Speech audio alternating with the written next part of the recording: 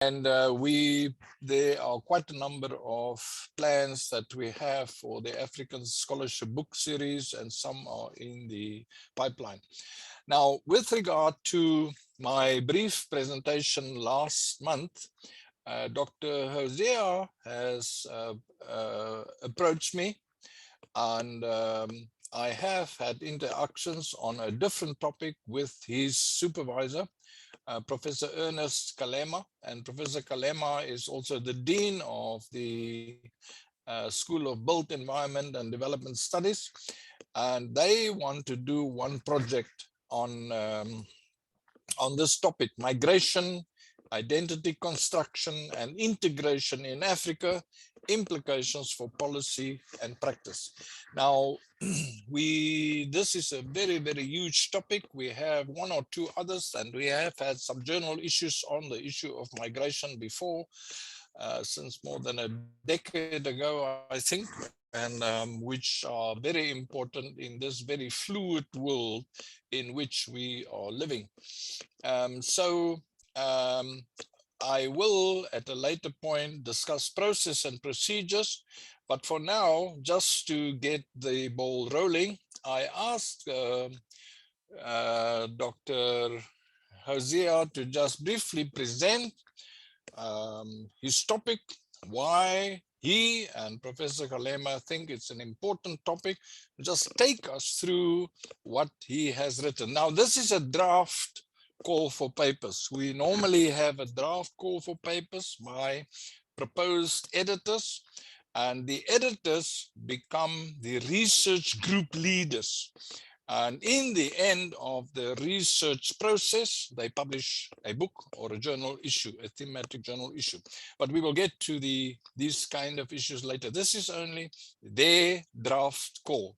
It will now go through different processes where we will tweak it, add information to it, and so on, and then publish online as an open call for papers or closed call for papers. Closed call is where you disseminate it through different networks, where you decide which networks. We have a very large alternation. We have one network where over 400 people are part of the network. Then we have the smaller group of core editorial committee members. It's about 40. And then it's only about, then we have people who specialize in different disciplinary areas, and sometimes we disseminate. But this is a very generic topic. So, Doc, over to you. Please speak to your draft CFP, call for papers. Thank you. Thank you very much, Prof. Good day, everyone. Good day, colleagues. It's nice being here to discuss this call for paper. And I want to first and foremost appreciate Professor Smith for the opportunity to actually have a discussion as relating to this call. So basically, like he has rightly put out, the special issue itself is on migration, identity construction, and integration in Africa. And initially, when we came up with the draft, it was migration and identity construction. And Professor Smith rightly recommended we talk about integration, which basically that's the essence of the paper in itself. And basically, we are familiar with the idea, or better still, I'll just discuss as much as possible from a layman's point of view. Migration is a fundamental issue in Africa, it's a fundamental issue in the world, and that is the first discourse when we talk about humans and human integration. We talk about migration, and we can pick migration from prehistorical times and the implication of migration over time.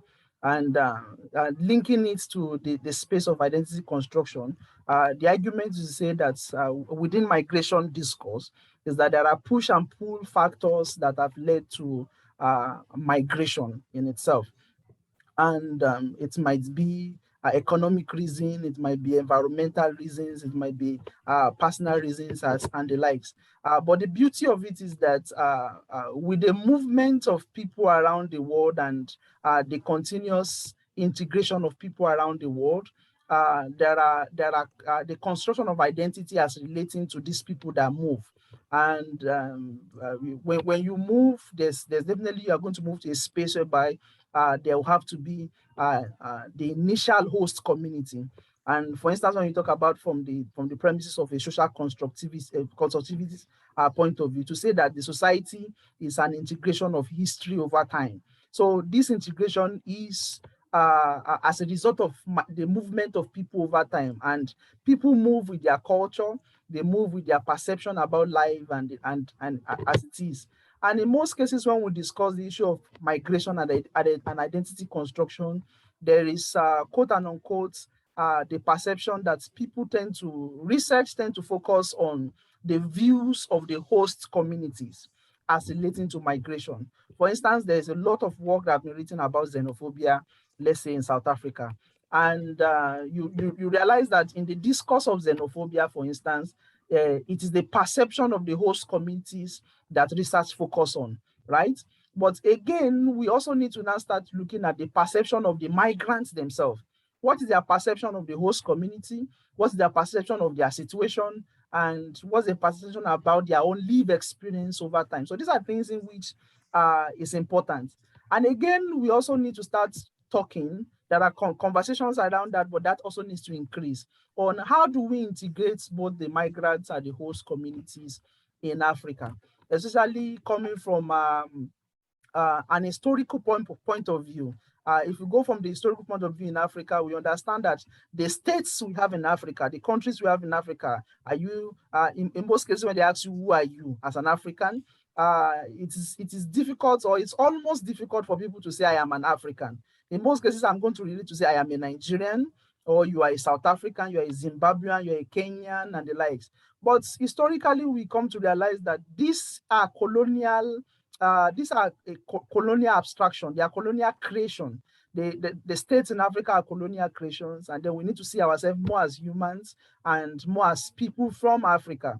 And again, we also need to look at it from, like I said, a social constructive point of view to say, okay, for instance, let's say South Africa, the rainbow nature of South Africa is an historical fact, an historical configuration over time. So these are things in which we need to look at, and we need to really dissect this matter when it comes to how does migration influence our perception of self and others, and how does migration influence integration and social cohesion in the society. So basically, that's the background to the special issue, and we're hoping to for people to contribute as relating to that. And when it comes to recommended topics, the topics is just open. You can just come up with anything that comes to mind, especially even within the confines of COVID now, for instance. The discourse on migration has also shifted even within the premises of the new world order of COVID. So the topics are open. You can come up with any topics. They are not limited to these topics in which we have here, but we are looking at situations whereby we're hoping that people will come up with contribution as relating to the nexus between the link between migration and identity construction, migration and local integration, migration policies and practice, migration and development, migration and human rights, issues around human rights, migrations and issues around refugee issues. We can relate with that, especially in South Africa, or especially within the Southern African region and the likes. Migration and xenophobia, there are discourse on that, but yes, we can identify the gap and then see what we can also discuss as relating to that. Migration, media and perceptives, right? Migration and human displacement, and migration on conflicts, social cohesion, and the like. So these are some of the topics in which we are hoping to have discourse on. And like I said, they are not limited to this. I can see from the list of the people that are on this space, we have people from criminology, we have people from community development, from housing, population studies, humanities, political sciences, language, and the like. So there's a lot to discuss as relating to this topic, and your views and your contributions are all welcome. And as relating to the contribution itself, we are hoping that your article, your manuscript should not be more than 8,000 words, including your references. So we're looking at between 6,000 and 8,000 words, including reference, and you can send it to me. My email address is there. And then you can also, when you send it to me, you are going to, you will copy Professor Kalema, like Prof. Smith has raised. Professor Kalema is the Dean of the School of Youth Environment and Community Development. And so we'll just pick it up from there. And we will officially be posting this out after we have fine-tuned it with Professor Smith and the whole the editorial team of Alternation. But tentatively, these are the dates in which we are looking at. That's the deadline for the submission of your extended abstract. First, we are going to receive extended abstract, and we are hoping that 30th November will be the deadline for the submission of extended abstract. You're supposed to send it to my email and then copy Professor Kalema. And then by the 15th of December, we should have responded back on either your paper has been accepted for you to now develop the full paper. And then between December and April, we expect that you will have submitted the drafts, the draft of you have submitted your completed work. And then your completed work is going to go into peer review. Two independent reviewers are going to look at your article, and then they will recommend as relating to how you need to improve on that article, on either we are going to accept or reject, or you are going to further work on that particular article. So there's going to be blind review by two independent reviewers that will look at your articles. And then we are expecting that we will have returned back your article to you by the 30th of June after the review process. And then by 15th of July, you should have worked on the review, the recommendation from those independent reviewers. That is, if your work has been accepted and you are supposed to make corrections, you should do the correction in the space of 2 weeks. And then once it's returned back to us, we're going to work on the proofreading and the final DEX, the DEX copy, editing phase and the likes. And hopefully by the 30th of October, we're expecting that the article should have been published or should be published by the 30th of October of 2022. So the rest comments here are just generic.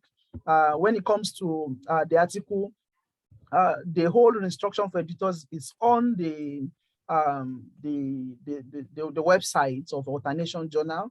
Your referencing is expected should be Harvard referencing, and the little points that you need to take note of as relating to the number of words. I've raised it between 6,000 and 8,000 and the likes. So we'll just pick it up from there, and then we'll see how it goes. So basically that's that as relating to the publication. So like I said, the special issue is going to be migration and identity construction and integration in Africa. Another thing again we want to do, and I'm just stating it now because this is an in-house conversation, is that we want to have it in such a way that we are going to embrace as many work as possible. It's going to be it's going to be a twin project, in the sense that we're going to be having a special issue, and we're also going to a journal special issue, and also we're going to be having a book project as relating to this particular topic. So the articles as they come in, some article will be qualified for this special issue, and the ones that did not go into this special issue, we're going to take them and put them into the book projects too. So this is a twin project that is going out, and both projects, both the special issue and the book project, we're expecting that by October 2022, they will have published both publications. Thank you very much. Over to you, Prof. Good. Good. Thanks, Doc. Thank you very much. You can stop the screen sharing now. Right. Thank you, colleagues.